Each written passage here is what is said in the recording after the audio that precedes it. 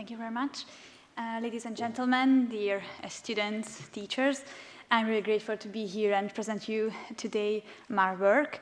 I'm going to talk about antibiotic resistance and beta-lactam antibiotic and beta-lactamase inhibitor combinations and why they are actually better together. So, I think that we all heard this phrase before, maybe from our teachers, parents, or even from the song. If you ask me, it isn't really much help in a difficult situation, but I'm going to show you why this is actually really true in the case of bacteria. So an infection is mostly, it's mostly caused by a bunch of bacteria. And if we want to treat it with antibiotics, then the majority of the bacteria are going to be killed. But a small amount of bacteria can be left after the treatment. And they want to fight. They want to be able to defend themselves in the future against the antibiotics. So they might go through a mutation. And after they spread again, and we want to use the antibiotics again against these bacteria, then they survive, and so we can say that they are resistant to the antibiotic. You may ask why a small amount of bacteria is left here.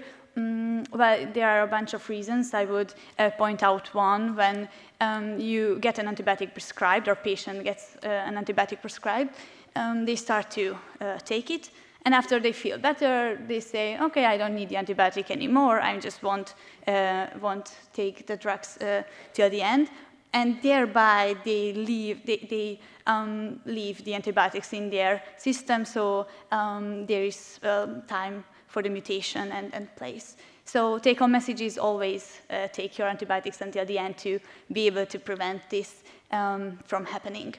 There are a lot of different mechanisms of antibiotic resistance.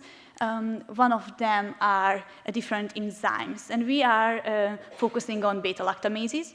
These are a type of enzymes that are able to hydrolyze beta-lactam antibiotics, and thereby they are providing resistance to the bacteria.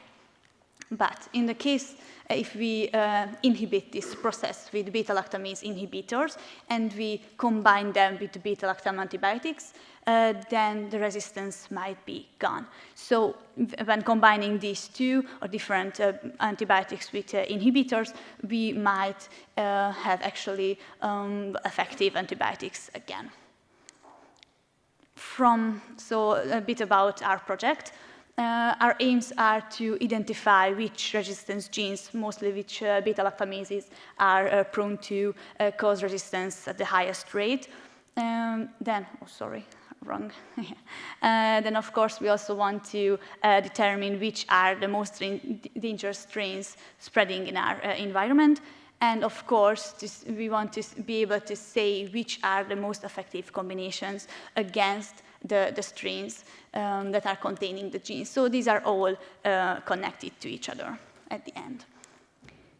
About our project, well, in the lab, when we the project that is focusing on beta-lactam antibiotic and beta-lactamase inhibitor combinations has two different parts, and I'm going to talk about my part, the strain level measurements. So basically, I have a strain collection of nearly 230 different strains. They are partly Klebsiella pneumoniae and Acinetobacter baumannii. When creating this strain collection, my goal was to have the highest genetic diversity possible, so to get as many different genes, beta-lactamases, as possible.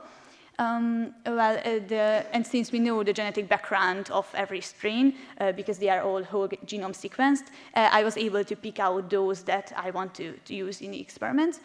I conducted MIC measurements with these strains. The MIC is the minimum inhibitory concentration. You might have heard about it, but just a refreshment. So the MIC is the lowest concentration of an antibiotic that is able to kill the bacteria. And I'm using such 96 level plates that is shown on the slide, meaning that I've got different strains in every single well, and thereby, and then I add the antibiotics, and thereby I'm able to tell what is the MIC level, and then after that, whether these strains are resistant or susceptible to the particular antibiotic.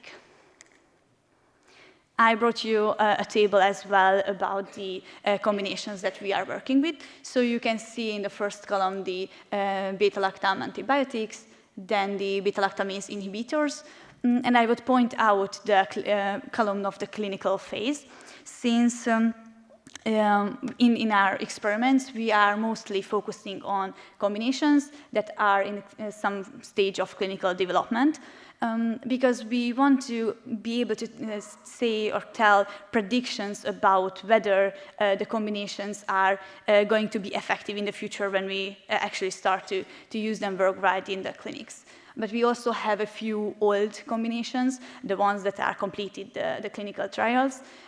These are kind of controls for our measurements. And on the two other columns at the end, I showed you against which strains, which species I tested the different combinations, because not all inhibitors are, well, good against every species. This is actually data from the World Health Organization or other publications, but which combination is great, or even which combinations are good to test against the species. So now let's move on to the results themselves. I won't go really into details about the genes or ST cal types. I just want to give you an overview about these combinations and how effective they are compared to each other. So first about Klebsiella pneumoniae. In this figure, you can see on the x-axis the antibiotics and combinations listed, and on the y-axis there's the percentage of resistant bacteria. The reason I added the antibiotics alone as well is that I measure the MIC levels of the strains against the antibiotics alone as well to compare them to the results of the combinations. And for example, in the case of Astronam, there was almost 90% of the bacteria were resistant. So let's move on to the maybe most eye-catching result here in this figure. In the case of Astronam avibactam and Astronam nacubactam, all the strains I had were killed by these combinations, meaning that they are really promising combinations for the future. I would point out here that the rules are of drug prescription now is that if a clinician has a patient that can be saved by any other drug that is available that completed the trials, then they are able to pick out a drug that is in a phase 3 clinical phase to save the patient. And Astronam avibactam has been actually used before such way that the clinician gave this combination to the patient and saved its life, because no other antibiotic, no other drug was actually effective against that infection. Then about cefepime and its combinations. You can see that cefepime-nacubactam and cefepime-taniborbactam were quite promising, and they had a low resistant rate. I would also want to talk about cefepime-N-metazobactam and cefepime-tazobactam. You can see that they have almost the same level of resistance, which is interesting because cefepime-tazobactam is an older combination, and N-metazobactam is a new one. But the two inhibitors, N-metazobactam and tazobactam, are really close to each other in a case of chemical structure, and that's why they don't really have differences between the two resistance rates. So we can say here that all the money, time, and effort that were put into developing cefepime and metazobactam weren't quite effective. We could have used it better ways. And I also pointed out the combinations of Nacobactam, because as you see, we combined it with 3 different antibiotics as well, and all of them were quite effective, so they are all quite promising. So moving on to Acinetobacter baumannii, I've got fewer combinations against Acinetobacter. It's also because of the not so many combinations are being developed against this species.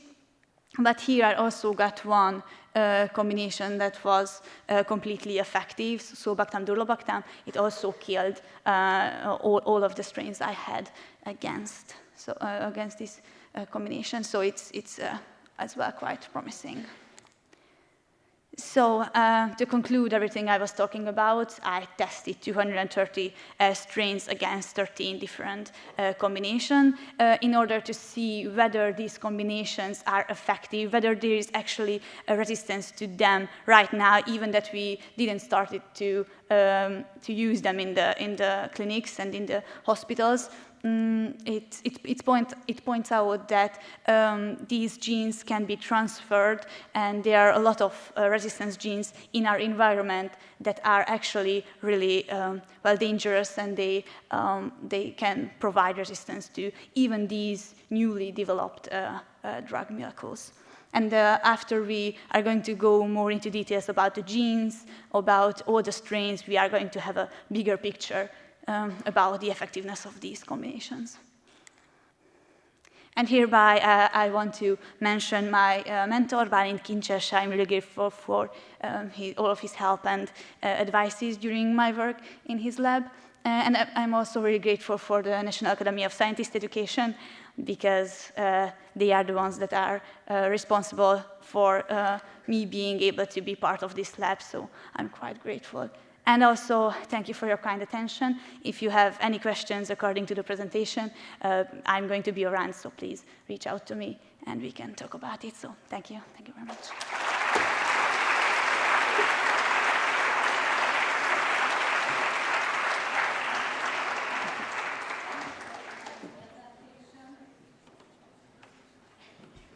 Thank you for the nice presentation, and now please take your certificate.